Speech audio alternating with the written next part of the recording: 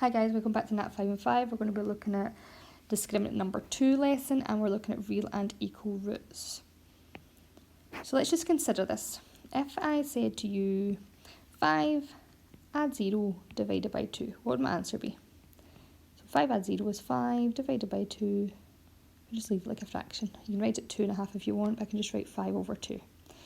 Okay, and if I consider the one on the right hand side, 5 subtract or take away 0 all over 2.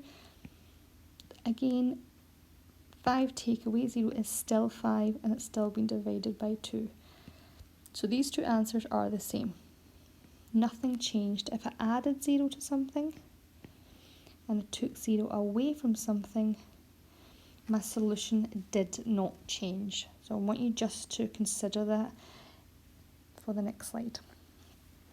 Okay, so what do you notice when you solve this? Sorry, I'm just going to fix this squared here. There we go. So let's solve this. We all know how to solve this. So I've got my A, my B and my C. So my A is my coefficient of x squared. Nothing there, but it's really a 1.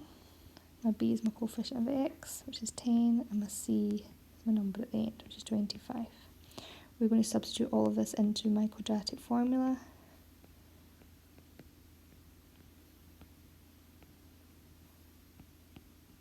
Okay, so it becomes negative 10 plus or minus the square root of 10 squared, take away 4, multiplied by 1, and multiplied by 25. All over 2 multiplied by 1. Okay, let's tidy this up a little bit. Negative 10 plus or minus 10 squared is 100. 4 multiplied by 1 multiplied by 25 is also 100. All divided by 2. So x equals negative 10 plus or minus the square root of 0, all divided by 2. Okay, so x equals negative 10 plus or minus, now square root of 0 is still just 0, all over 2. And remember what we considered at the very start, when I added a 0 onto something, or I took a 0 away from something, did it change its solution?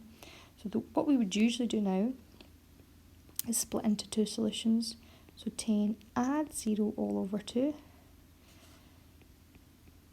And negative 10 take away 0 all over 2. So that's that, plus 0 and take away 0. Is that going to change anything? My answer is still going to be negative 10 over 2, which is negative 5 for this one. And this one's going to be negative 10 over 2, which is also negative 5.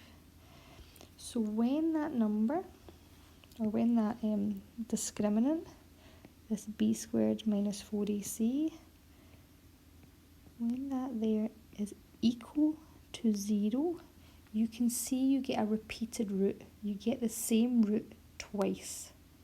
Okay? So when underneath that square root sign, that discriminant, when that b squared minus 4ac is equal to 0, you really just get one root, or one repeated root. Let me just show you what it looks like on the other side if we were to draw this parabola. Sorry, my little square up the top keeps jumping about. There we go. So yes, so if your b squared minus 4ac is equal to 0, what you say is you have real and equal roots. The roots that you have found are the same as each other, they are repeated roots.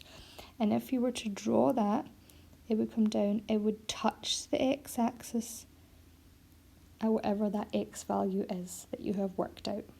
And again, like I said, I think it's discriminant 4 lesson, we'll go into this in a bit more detail again. Okay, thanks for watching.